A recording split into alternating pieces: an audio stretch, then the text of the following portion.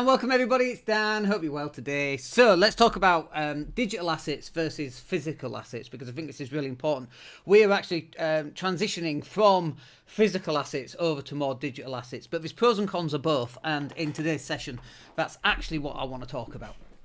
So I'm just going to double check that we're live on Facebook. We should be. I know we're live on YouTube. But since we moved over to the laptops, caused all sorts of technical issues, and we are live, so that's very good. Okay, so let's talk about property first, because I've been a property investor for 26 years.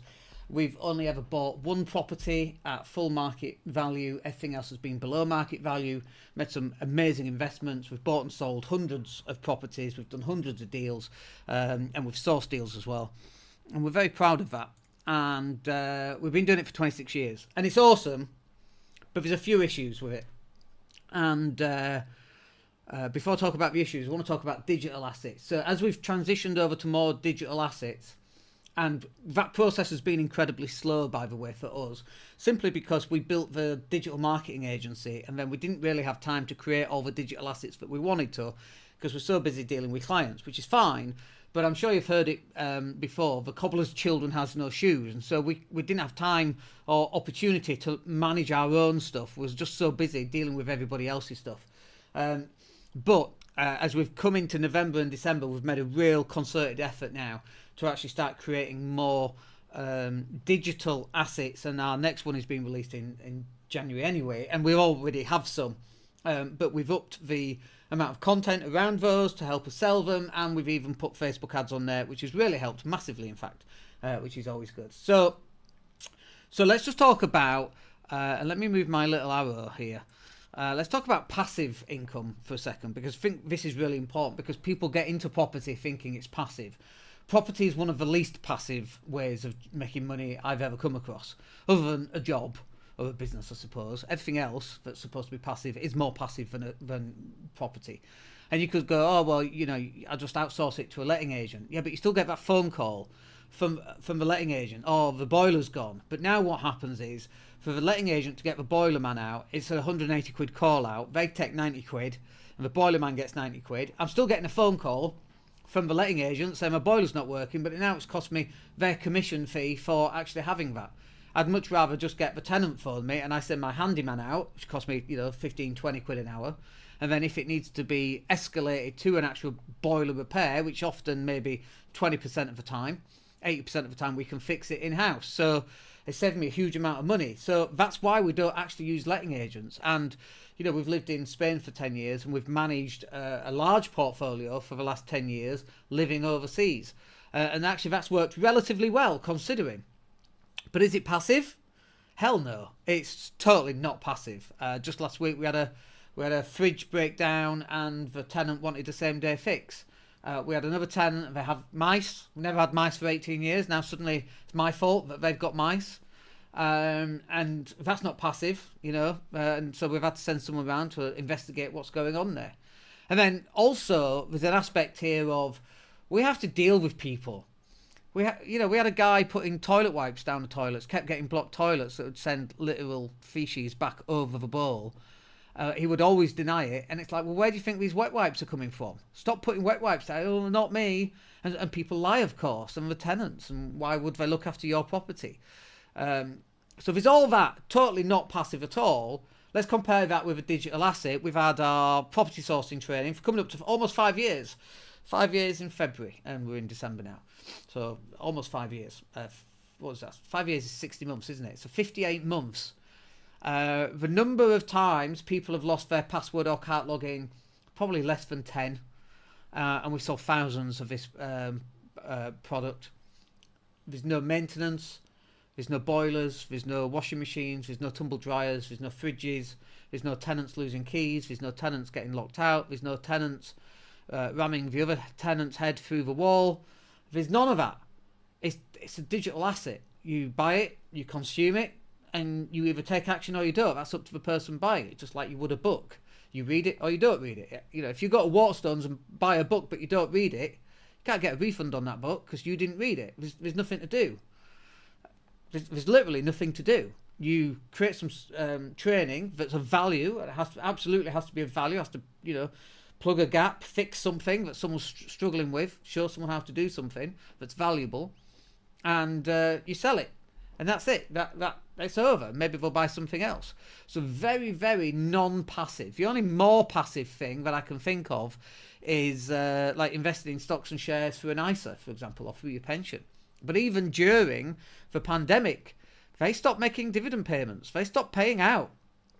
I mean, could you imagine that? All your money is into those, I mean, not physical assets, but they're more physical than a digital course, but you've got no control over that. And so there has to be a combination here of all of those things. I think there needs to be a combination of all of those things. You should have digital courses. You should have property, but with mostly it paid off. And you should have stocks and shares and ISAs and whatever else is coming through. Bitcoin, I know it's hit over $106,000, I think, today. That's huge. That's the highest ever. I mean, we bought in at 10K. Only because we messed up. We should have bought in at 1,500. And they never received the order, and it was my own fault, my own mistake. It's just one of those things. But creating digital assets is very, very passive. One of the downsides, however, to a digital asset is that there is zero capital growth available on a digital asset. So the training course that we created nearly 5 years ago for property sourcing didn't cost us anything to create it, other than creating the software, getting the camera equipment and so on, and time to record it.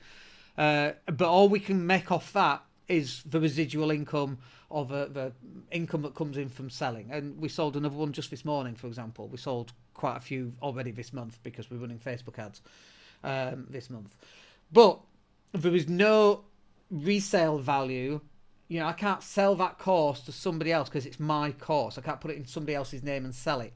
Whereas my property portfolio over 26 years, bear in mind it's 26 years, has gone up in value, and when I sell it, but I obviously get hit with a massive capital gains tax. But you do get capital growth.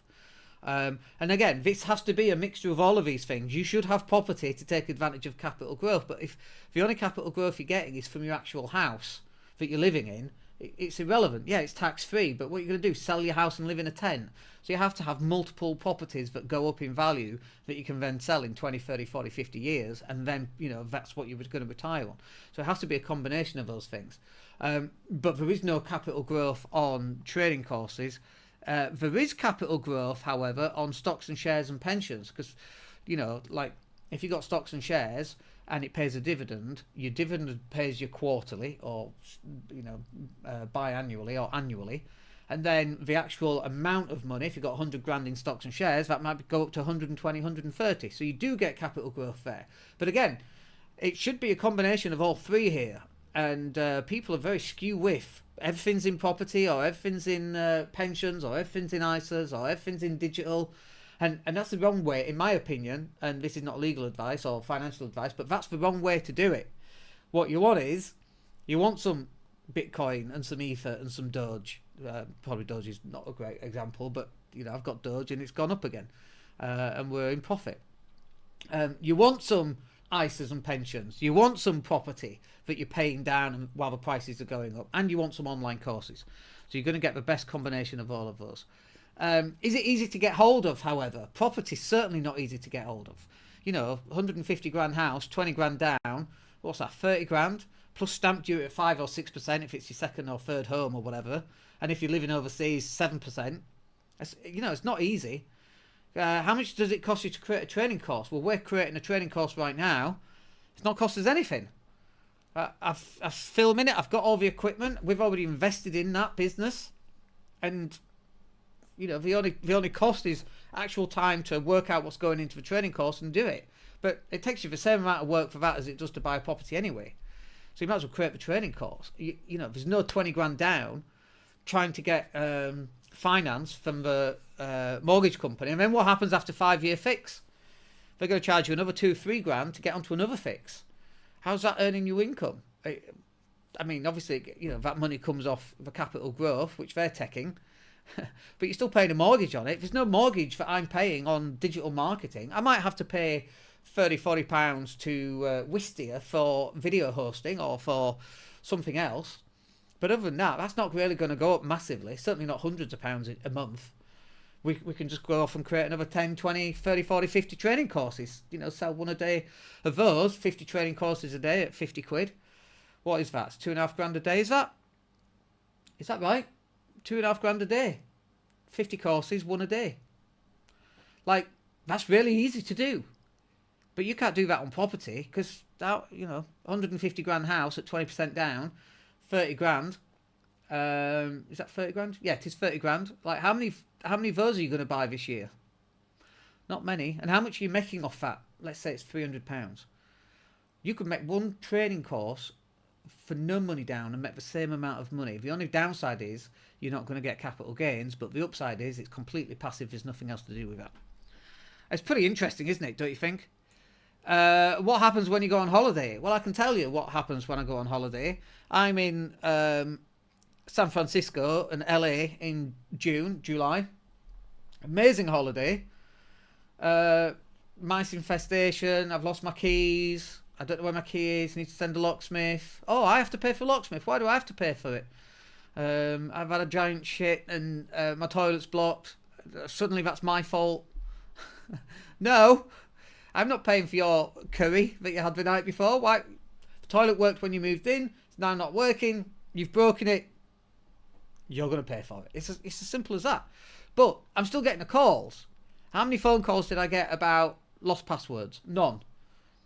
The whole thing's automated. I don't have tenants moving in. I don't have tenants moving out. I just have people buying the training courses and completely passive. I can completely relax. I've not been able to relax in 26 years going on holiday. And I do remember a friend of mine saying, finishes work at 5, the weekend's his. And I said to him, the problem with that's fine, but the problem is you're going to be doing that for the rest of your life. And at least with property, you know, you can take time off, but you're never off completely. That's the downside. You're always going to get some phone call from some tenant who can't do something. Something's gone wrong, something's been broken. The wall shelf fell off completely by accident. It's never done that in 20 years, but now this new tenant has moved in. Magically, the wall cupboards have managed to fall off. Isn't that amazing? And then they're like, oh, I'm going to sue you. What, because you pulled the wall thing off? You know, and you can't prove it one way or the other. It's like, no. Like this whole thing of me being liable for the fact that a tenant gets drunk, sets fire to his Christmas tree, the house burns down, somehow that's my fault. Like, no, we're kind of done with that.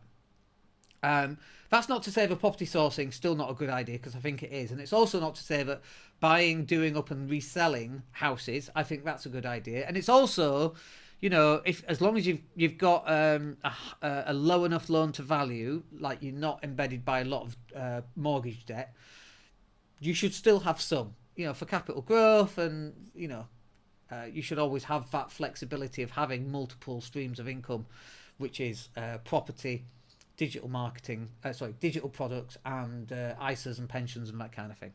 But all your eggs should not be in one basket. You need a good mix. And that, my friends, will do us for today. I hope you found that good. I hope you found it useful. And I hope it's something that you can implement. And we'll speak to you in the next one. Take care.